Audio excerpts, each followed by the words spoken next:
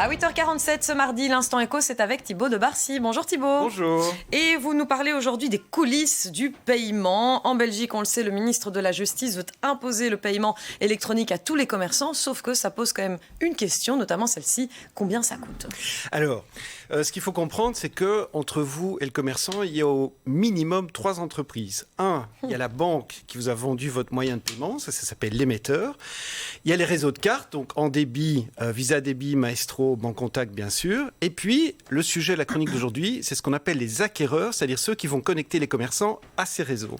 Alors, quels sont les noms des acquéreurs en Belgique ? Alors, les grands leaders, c'est plutôt les acteurs internationaux. Donc, on a les Français Worldline, Axepta, qui est une filiale BNP Paribas, l'américain Ilavol, le néerlandais Adyen, et dans les belgo-belges, il y a des noms que vous connaissez, il y a KBC, Europabank ou Penovet, par exemple. Donc, c'est avec eux, Thibaut, que les commerçants négocient les commissions qu'ils doivent abandonner pour avoir accès à ces moyens de paiement. Ouais. Exactement. Et donc, en fait, ce qui se passe, c'est que l'argent, il va transiter de votre banque à la banque de l'acquéreur, et c'est lui qui va payer le commerçant et les réseaux de cartes. Alors, combien ça coûte ?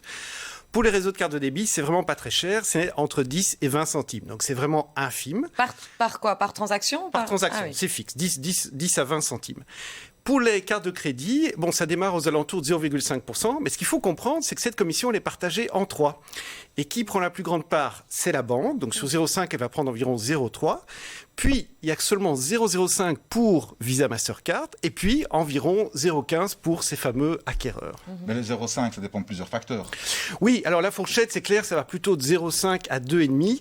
Et les deux grands facteurs, c'est d'abord savoir où est-ce que la carte a été émise. Donc Belgique, Europe, en dehors d'Europe. Et puis ensuite, est-ce que c'est une carte privée ou une carte professionnelle ? Et c'est quoi la logique de cette échelle ? Eh bien, la logique, Katharina, c'est qu'un touriste américain avec une carte professionnelle va sans doute dépenser 5 à 10 fois plus que Madame Michu qui vient du quartier avec sa carte de débit.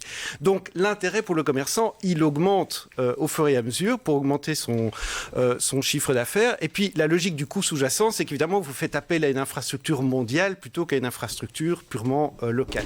C'est un secret bien gardé, apparemment, mais ça veut dire que tous les commerçants ne payent pas le même type de commission en fonction des opérations ? Eh bien non, Martin, parce qu'en fait, d'abord, il y a le secteur du commerçant qui intervient, et donc ils n'ont pas tous la même capacité bénéficiaire, et donc par exemple, une pompe à essence va payer beaucoup moins cher la même transaction qu'un restaurant gastronomique. Et puis ensuite, évidemment, dans le pouvoir de négociation, une grande chaîne de supermarchés va pouvoir beaucoup mieux négocier avec son acquéreur que votre épicier du coin de la rue.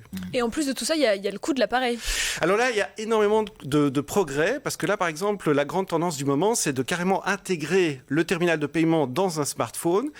Donc, par exemple, les taxis bleus à Bruxelles en sont déjà équipés. Ça s'appelle Tap on Phone ou Pin on Glass. C'est-à-dire, vous approchez votre moyen de paiement du smartphone du chauffeur et vous réglez comme avec n'importe quel terminal de paiement. Donc ça, évidemment, c'est très avantageux pour les tout petits commerçants, les commerçants ambulants, les livreurs, etc., puisque, évidemment, ils ne doivent plus investir dans l'appareil et les frais d'abonnement qui y sont associés. Mais donc, en conclusion, en fait, le paiement électronique, c'est intéressant pour les grosses boîtes. Ah non, c'est intéressant pour tous les types de commerçants, parce que d'une part... Un petit commerçant peut moins négocier, vous disiez, donc il va payer mais par exemple, plus sur la transaction. Oui, mais d'abord, ça reste tout à fait infime pour les cartes de débit. Ensuite, la bonne nouvelle, c'est que les coûts vont plus ou moins en diminuant. Alors d'abord, dans le contexte général, il faut quand même comprendre qu'avec le commerce en ligne, la question se pose même plus. Ensuite, deuxièmement, la corrélation entre l'acceptation de différents moyens de paiement et le chiffre d'affaires, elle a été prouvée 1000 fois. Et je peux vous assurer, Katharina, un commerçant qui ne va pas accepter votre moyen de paiement, vous n'allez plus jamais... Je l'ai vécu et je le sais. Voilà, vous n'allez plus jamais y aller. Et donc, comme je le disais, en conclusion, les coûts vont plutôt en diminuant. Un, parce qu'il y a une réglementation européenne qui plafonne une partie des commissions dont je vous ai parlé. Deux, parce qu'il y a une concurrence entre les moyens de paiement. Et trois, il y a une concurrence entre les acquéreurs. Donc, le meilleur conseil qu'on peut donner aux commerçants, c'est d'accepter le plus de moyens de paiement possible, tout en négociant mieux les coûts avec les acquéreurs. Et une dernière chose, pour revenir à l'actualité, vous êtes pour alors cette mesure qui imposerait à tous les commerces belges le moyen de paiement électronique? Moi, je préfère exclusivement que tout le monde choisisse en pleine liberté. Donc, je ne vais pas rentrer ni dans le débat fiscal qui est associé, ni dans le débat presque philosophique sur, par exemple, à New York, on impose aux magasins de continuer continuer à accepter du cash parce qu'on estime que c'est une mesure sociale. Donc c'est vraiment un débat plutôt politique. Mais en tout cas, moi, sur le fait que moi j'aime bien que les commerçants acceptent le plus de moyens de paiement possible, ça c'est clair, pour moi il n'y a pas de débat. Bon, en tant qu'expert en nouveaux moyens de paiement, on le comprend. C'est vrai, mais j'espère l'avoir prouvé par des chiffres. Mais oui, merci beaucoup Thibaut de Barcy. On s'intéressait donc au coût de ce paiement électronique pour tout commerçant.